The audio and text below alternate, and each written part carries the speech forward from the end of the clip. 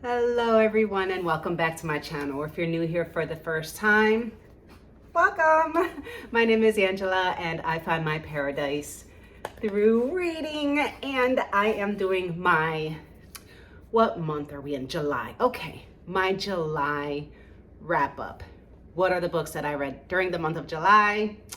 We're gonna talk about those right now, and it has been such a wonderful reading month. I feel like I say that every month, but I don't know. I felt like this, okay, every month. I'm just gonna deal with that. Yeah, every month is a great reading month, I think. And I feel like, especially now in my reading journey, I have really branched out and I've been trying like different kinds of writing, different authors, different genres, and just really getting a good feel of what I might enjoy. And it's just so cool because I feel like almost every book I read is so good and so interesting. I am just always enjoying. It is usually the books that are recommended or given to me like, hey, I just read this, you got to read this, and they let me borrow a book, where it's sometimes like it's a hit or miss. I had one of those this month, and I will talk about that. So let's get into it. So these are the books that I read during the month of July. I think are they upside down? No, they're pretty good. Okay, so so you can see. Okay, so we have 2, 4, 5 books. It wasn't a super heavy reading month for me. And yeah, I've just been like reading kind of slowly. Again, I just feel really sluggish and not heavy into reading as I usually am during the fall and winter, because it's such a cozy hobby and I like the cold and the rain and being indoors and all cuddled up, with my tea or my coffee, and I just love it so much. It's a whole vibe for me. It really is. And summer just doesn't provide that vibe as much. I'm just not a summer person. But 5 books. This is not bad. It is definitely, that's acceptable. It's pretty decent. And so obviously, if you've been following me at all, I've been reading J.R.R. Tolkien's The Lord of the Rings, and so we're gonna get into that. Maybe I'll save that for last because I have some questions, and you subscribers and viewers have been so helpful in helping me understand some things with the Lord of the Rings that maybe I wasn't getting. Just recommend. Oh my gosh, you guys are just so full of knowledge, and I'm just loving it. I'm loving you guys. Thank you so much for your comments. It has been a blast, and you guys are just like blowing my head up with like all of these ideas and things that I missed with the Lord of the Rings, and I'm just, we'll get into that. Okay, so let me go through, let me start with this one. No, you know what? I'll start with this one first, okay? So this is Too Late by Colleen Hoover. This was given to me by a colleague. She had read it. She put it on my desk. She says, oh, you got to read this. Let me tell you how disturbing this book was.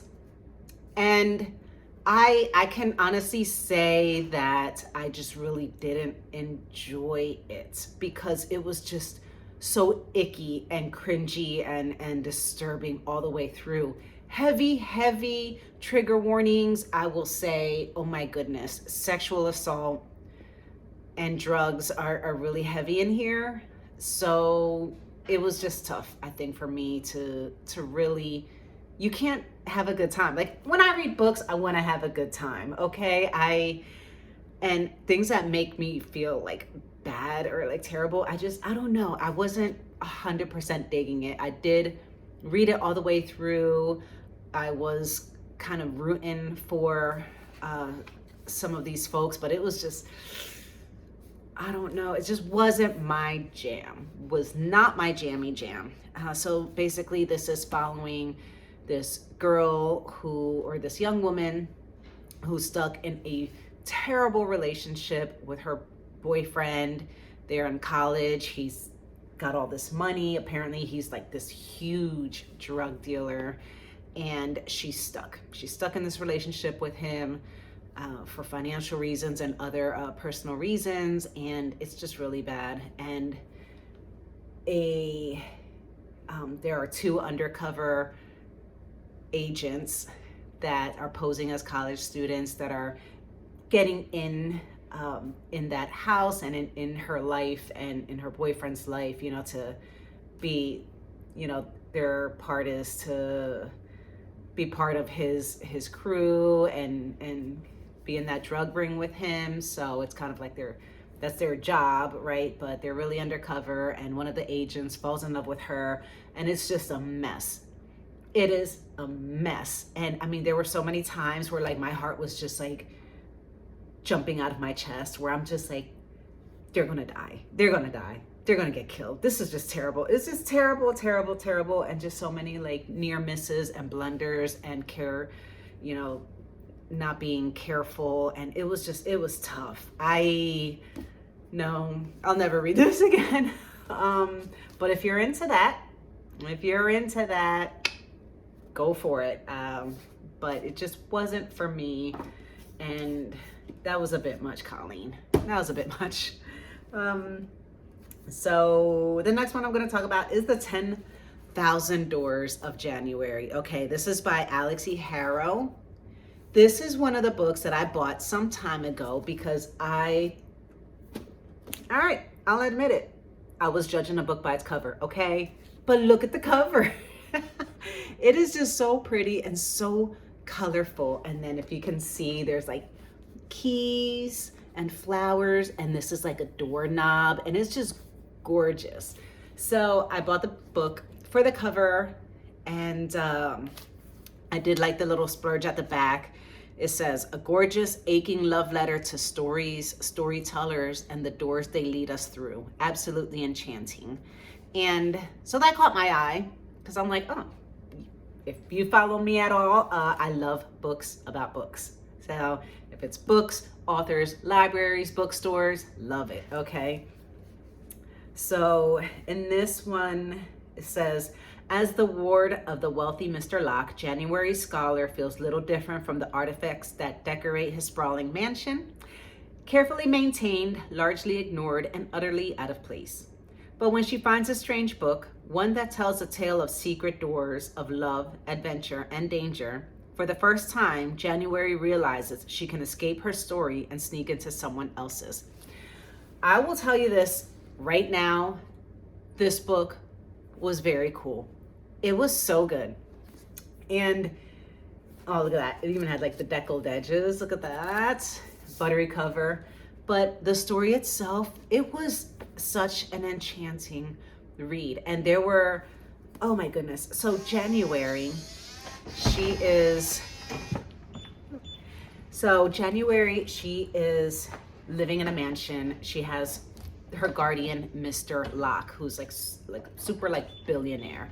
And we are talking about like late 1800s, early 1900s. Okay, so that's the time of this story is taking place, late 1800s into the early 1900s. And this is a time obviously of like segregation and, you know, where people of color were not equal or, you know, didn't have the same rights as everyone else.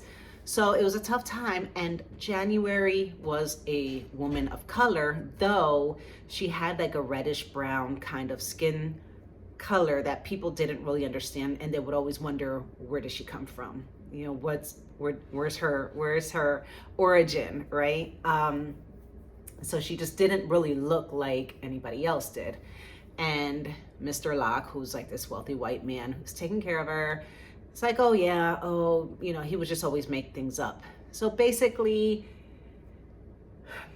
her father, Julian, works for Mr. Locke, and Mr. Locke has this mansion full of these artifacts and he's just a collector of rare and unique things.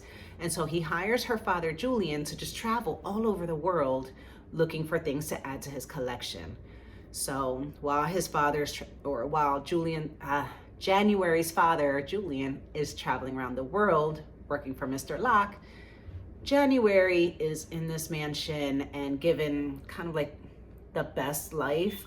So she's got a like a nursemaid or servant, whatever you want to call it, someone and a tutor, and so she's being educated. She's wearing the finest clothes, and she even goes and travels around with Mr. Locke to different places.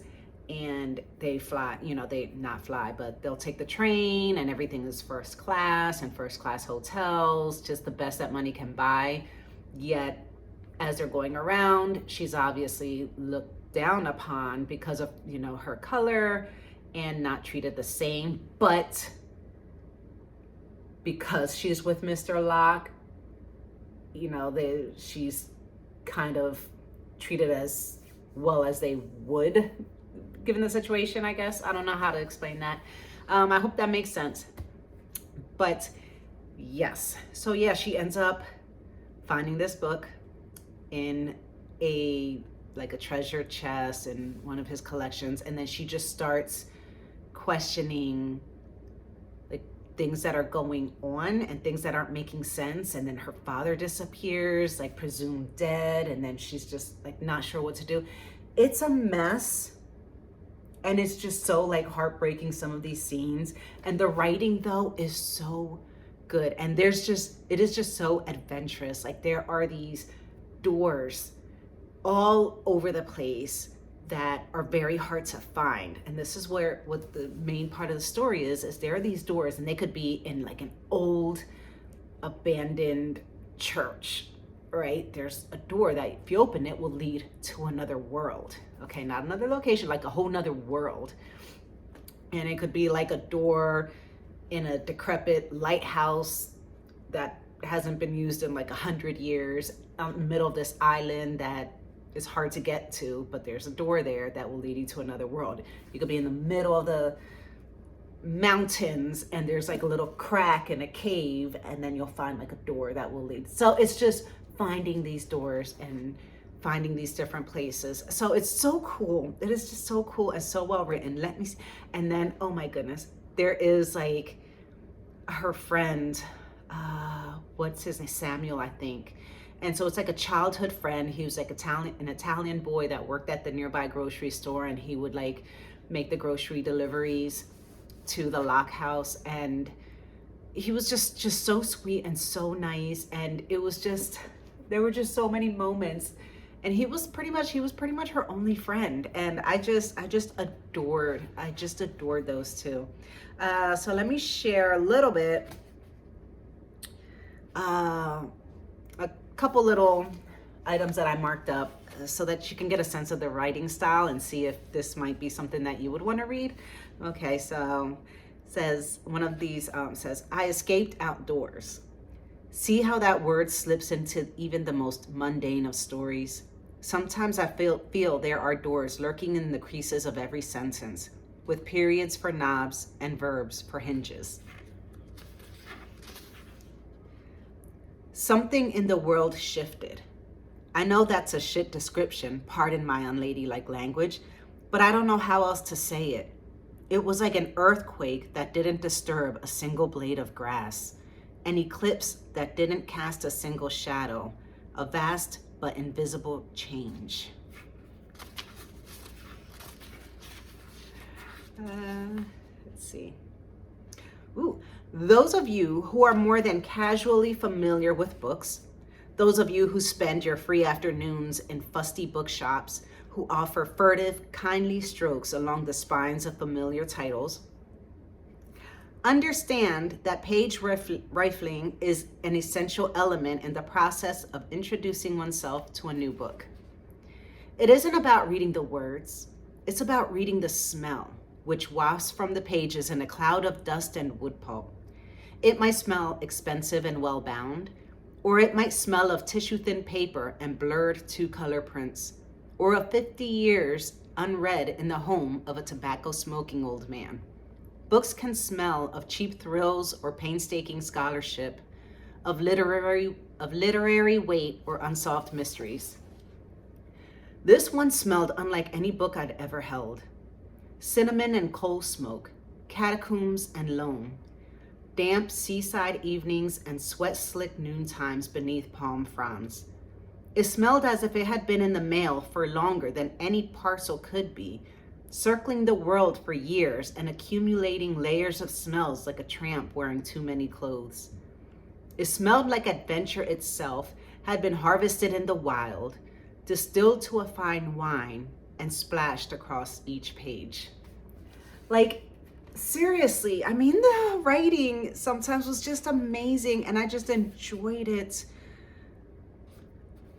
And there were just some moments like I just cried. Oh my gosh, I'm not gonna share anything else because I don't want any more spoilers, but like, yes, I thoroughly enjoyed this one. Oh my goodness, absolutely recommend. Okay. Okay, so this is Let's Pretend This Never Happened by Jenny Lawson, a mostly true memoir. This woman is a riot, and I just laughed until like tears were coming down my face. I had to keep stopping, and then I would like pause, catch my breath, wipe my eyes, continue, and like 2 words later I'm like losing my mind again. And this book was so funny. Let me see, I did mark a little tab. Let me see if I could just like read a little bit of this one part of the story. I read it once, hopefully I can do this, but getting to the point where we are, basically, I guess someone had told her about a colon cleanse that they did, and they had lost like a couple pounds, like really quickly, just doing a colon cleanse. And I don't remember what happened. Like, I don't know if like Jenny went to the store and they either didn't have it or it was too expensive or what happened, but she was like, oh, let me take, I think it was like some kind of like X-Lax or something, some kind of diarrhea medicine. Or what's it called? Not diarrhea medicine. It's a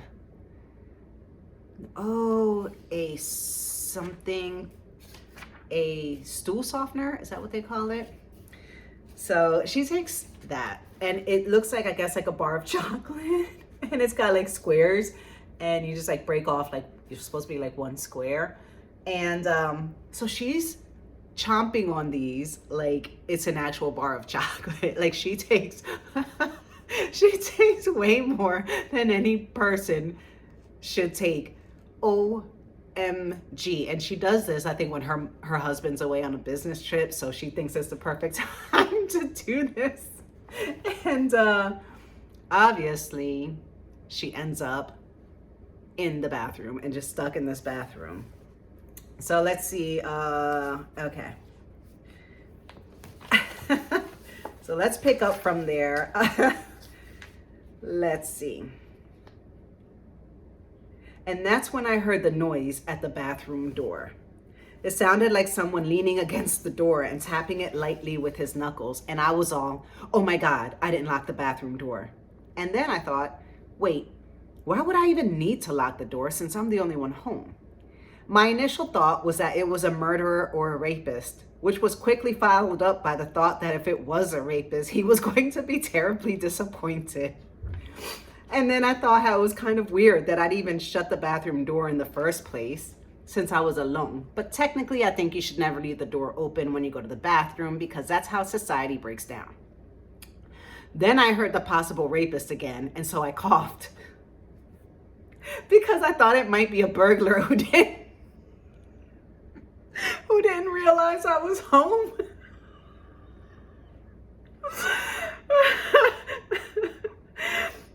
I hoped that the coughing would I can't. I was hoping the coughing would give him a hint that he needed to leave. Although technically the other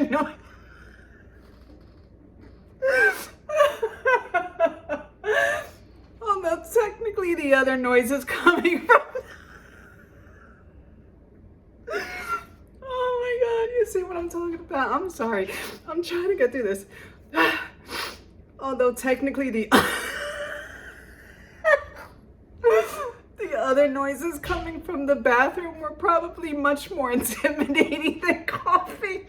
But I was trying to be polite because I'm a lady. Okay, hold on. And then someone slid a note under the door. Oh my God. And I just stared at it because seriously, what the fuck? It was so baffling that I couldn't even get scared.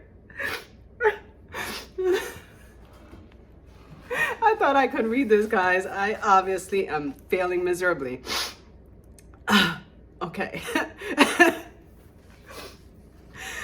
I tried to slide my foot over to reach the note, which was a small white slip of paper, but I couldn't reach it, so I just yelled weakly, "Hello? Did you just pass me a note?" But no one answered, and then I started to get freaked out, and I silently thanked God that I thought to bring the phone into the bathroom just in case I needed to call to report the laxative overdose. That's what it's called, a laxative. I picked up the phone to call the police, but then I considered how it would sound when I told them that I was calling from inside my bathroom, where I'd OD'd on laxatives and that a possible rapist was quietly passing me notes under the bathroom door. And then I thought that it would be really weird if the note said something like, "Do you like me? Circle yes or no." And I probably would have laughed if it weren't for the laxative/rapist combo bearing down on me. Then another note came slowly peeking out under the door. And I realized it wasn't a note at all. It was actually the wrapper from a Band-Aid. And that's when I realized I was probably dealing with a psychopath. Because why would anyone pass me a Band-Aid wrapper unless they were completely insane? So I yelled, I'm calling the police and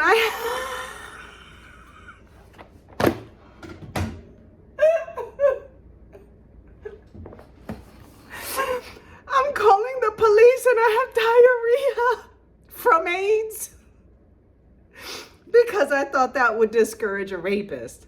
I wasn't really sure whether AIDS caused diarrhea, but I figured it probably did. And then it got really quiet and suddenly the Band-Aid wrapper was violently pulled back out from under the door and I was all, what the hell? Then it shot back into the bathroom again. But this time I could see that it was being pushed under the door by fucking cat paw. And that's when I realized the cat had knocked over my purse and was just shoving receipts and assorted purse flotsam under the door. Then I murdered my cat, but only in my mind. Oh, good God. I am so sorry. I hope you understood any of that. That's like how this whole book is. Oh my God. I'm gonna put that there. Enough said. Okay. Oh my God. Where's my water? Oh, good God, that was funny. Like, I purposefully did not reread that part since I first read it a couple weeks ago because I was like, yeah, if it's still fresh in my mind, then it's not going to be that funny. But goddamn, that was funny. All right. Final two. Oh, my goodness. The Return of the King. This is the third book in the Lord of the Rings trilogy, or the last third of the book, The Lord of the Rings, since I'm being told that The Lord of the Rings is actually one book, but not technically a trilogy, but can be broken down into 3 books. I don't know, mind blown. But The Return of the King, yes, yes, yes, and yes.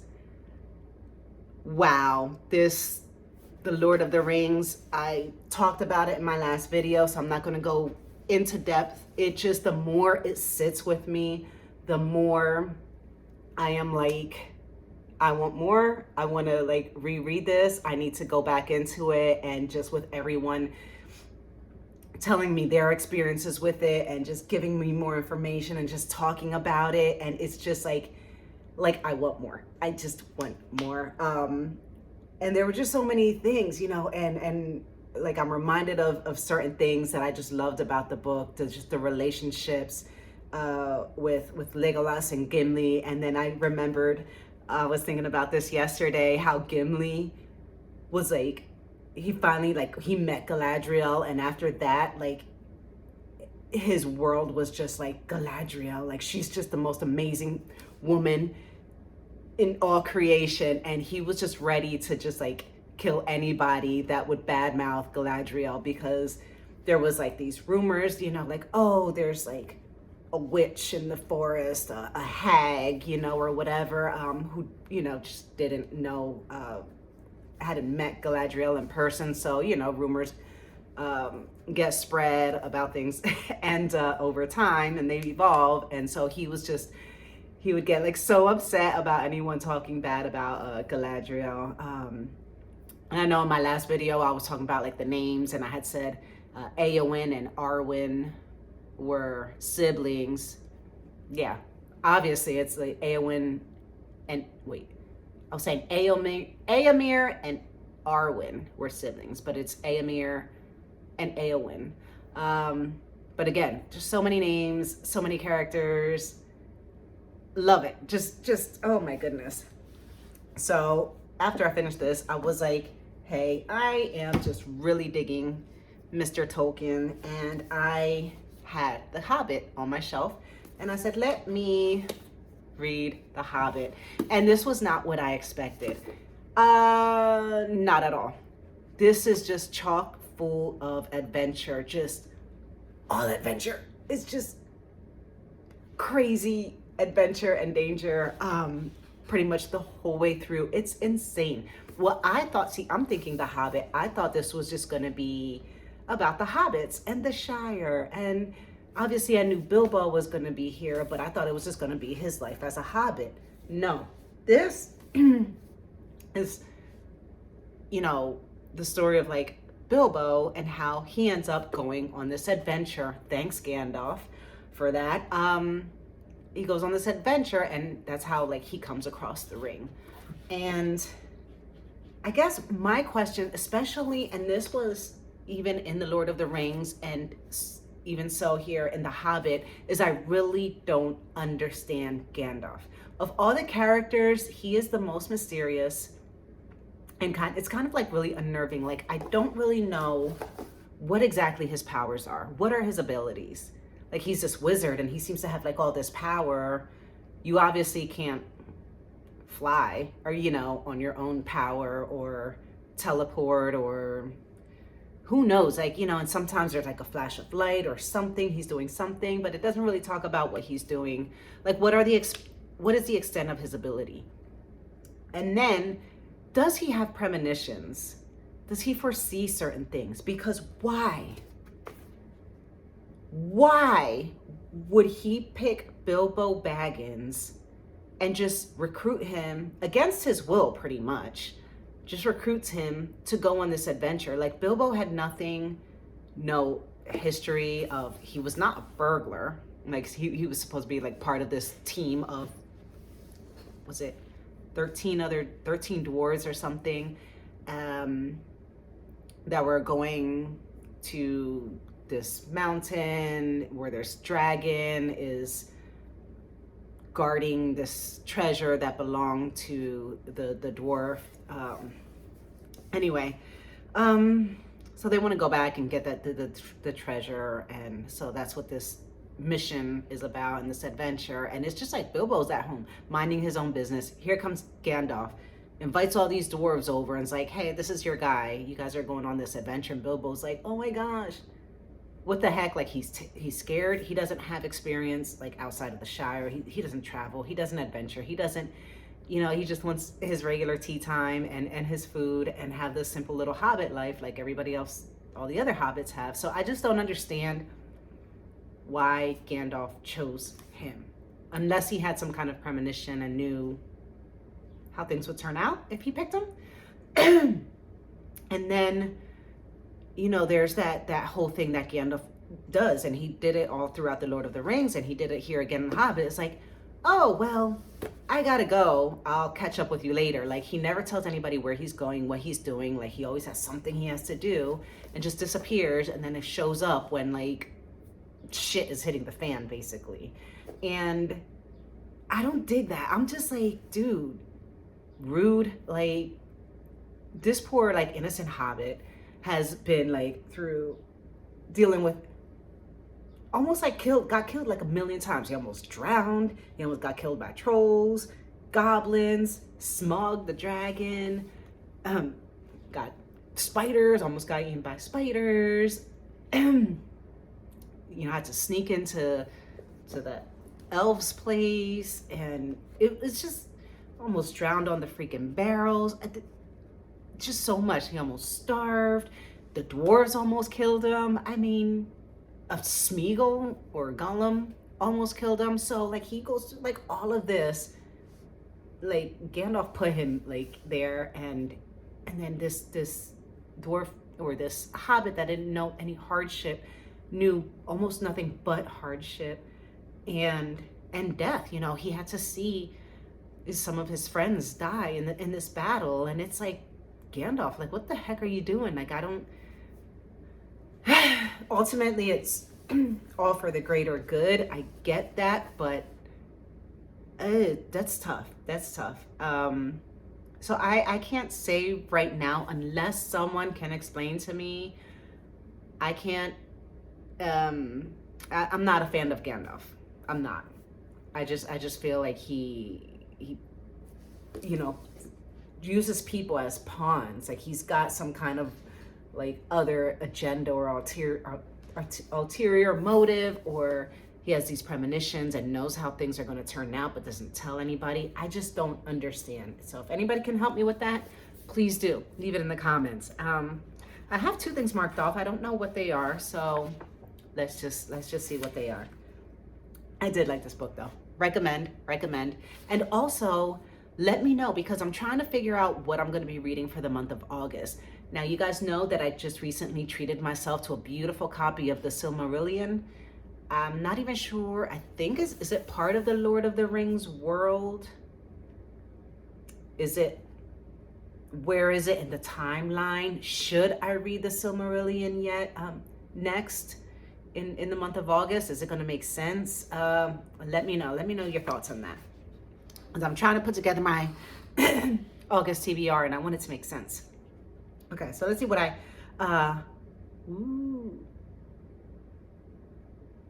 Okay, I know what this part is.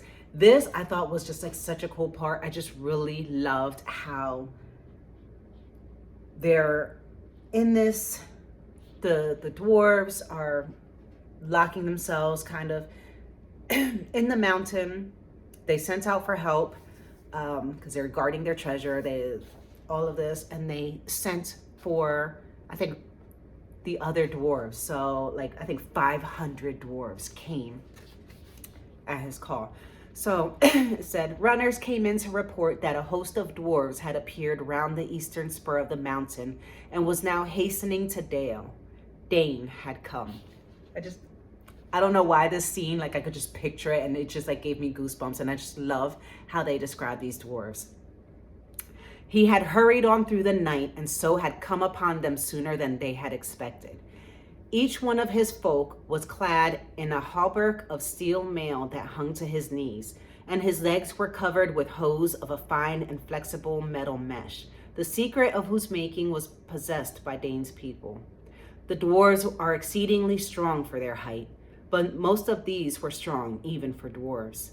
In battle, they wielded heavy, 2-handed mattocks, but each of them had also a short broadsword at his side and a round shield slung at his back. Their beards were forked and plated and thrust into their belts. Their caps were of iron, and they were shod with iron, and their faces were grim. Like, I just love, like, I just see like these strong dwarves just ready for battle, and I could just picture it, and I just thought that was just amazing. And there's a quote here, and this is Thorin on his deathbed talking to Bilbo. And he says, if more of us valued food and cheer and song above hoarded gold, it would be a merrier world. Then Bilbo turned away, and he went by himself and sat alone wrapped in a blanket. And whether you believe it or not, he wept until his eyes were red and his voice was hoarse. He was a kindly little soul. Indeed, it was long before he had the heart to make a joke again. And that scene really, really tore my heart apart. It was just poor Bilbo. I mean, poor Thorin too, but it was just. But I did really like The Hobbit. Oh my goodness! And then this edition has some illustrations throughout it. Ooh, very cool. So yeah, let me know, especially about the Silmarillion. Should that be next? God. So anyways, that's all I have for you today. I really hope you enjoyed this video, and thank you so much for stopping by, watching, hopefully getting a couple laughs, because oh my gosh, I can't believe I laughed that hard trying to read her work. Jenny Lawson, she's something else. But yeah, like, subscribe, leave me comments, and I will be talking to you very soon. All right, happy reading all. Bye.